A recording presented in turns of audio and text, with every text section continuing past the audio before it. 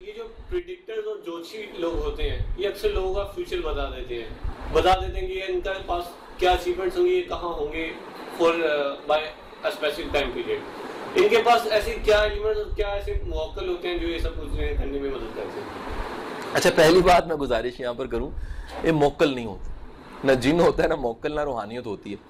یہ دنیا میں طرح طرح کے انسان ہیں، ہر انسان کی کوئی صلاحیت ہے. دنیا میں بعض لوگوں کی جو صلاحیت ہے وہ یہ بڑی شاندار صلاحیت ہوتی ہے کہ وہ لوگوں کو پڑھ لیتے ہیں. ان کے لیے کوئی شخص کتاب کی طرح ہوتا ہے.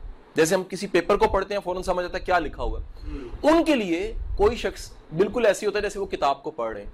اب در حقیقت ان کے پاس صلاحیت جو ہوتی ہے باڈی لینگویج کو پڑھنے کی اور فیس کے ایکسپریشنز کو پڑھنے کی ہوتی ہے. اسے اردو لینگویج میں قیافہ شناسی کہتے ہیں. قیافہ شناسی، فیس کے ایکسپریشنز کو پڑھ لینا.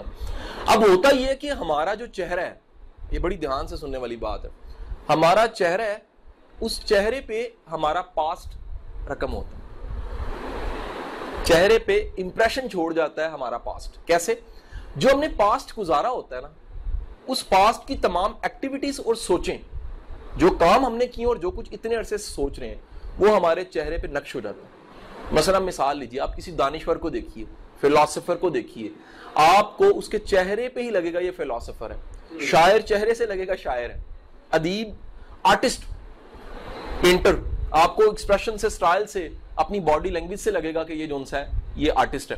سنگر، ڈانسر، آپ کو اپنی باڈی لینگویج سے، اس کی شکل اور پرسنالٹی سے لگے گا کہ یہ ڈانسر یا سنگر ہے.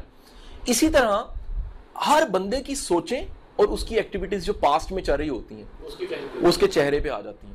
اب وہ جو چہرے پہ آتی ہیں وہ ساتھ ہی ساتھ آپ کی باڈی لینگویج کو چینج کر دیتی ہیں. مثلا میں آپ کو چھوٹی سی مثال دیتا ہوں. اگر آپ کامیاب ہیں، آپ نے پیسہ کمایا ہے، آپ زبردست بزنس مین ہیں، آپ کی پوری باڈی اور باڈی لینگویج چینج ہو جائے گی.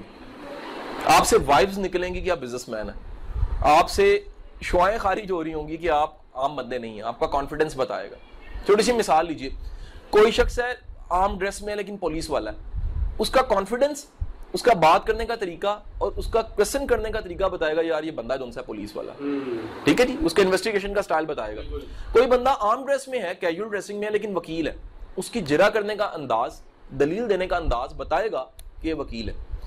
یہ لوگ جو پریڈکٹ کر لیتے ہیں، دل کا حال بتا دیتے ہیں یا فیوچر بتا دیتے ہیں، بنیادی طور پہ ان کے پاس باڈی لینگویج کو اور فیشل ایکسپریشنز کو پڑھنے کی صلاحیت ہوتی ہے.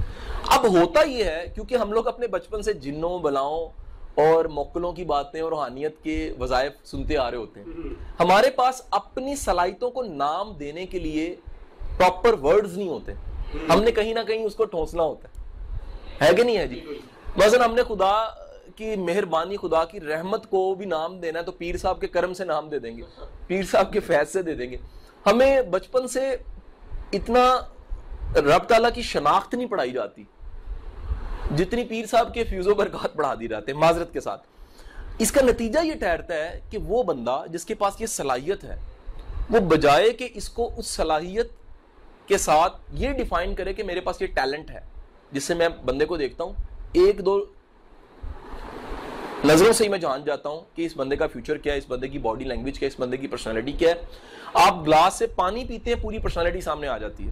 آپ اس سے بات کر رہے ہیں، پوری پرسنالٹی سامنے آ جاتی ہے. آپ کا دیکھنے کا انداز بتا دیتا ہے بندہ ویژنری ہے کہ نہیں ہے. اس کے پاس صلاحیت ہوتی ہے. نام نہیں ہوتا تو وہ نام موکل پہ ڈال دیتا ہے، کیونکہ نام نہیں ہوتا وہ جن پہ ڈال دیتا ہے، نام نہیں ہوتا وہ اس کو روحانیت پہ ڈال دیتا ہے. لیکن در حقیقت پریڈکشن ایک صلاحیت ہے، پریڈکٹ کرنا ایک صلاحیت ہے، اور وہ اس میں ہوتی ہے جس کو وہ استعمال میں لاتے ہوئے لوگوں کو گائیڈ کر رہا ہوتا ہے. دیر از نو جن، دیر از نو روحانیت.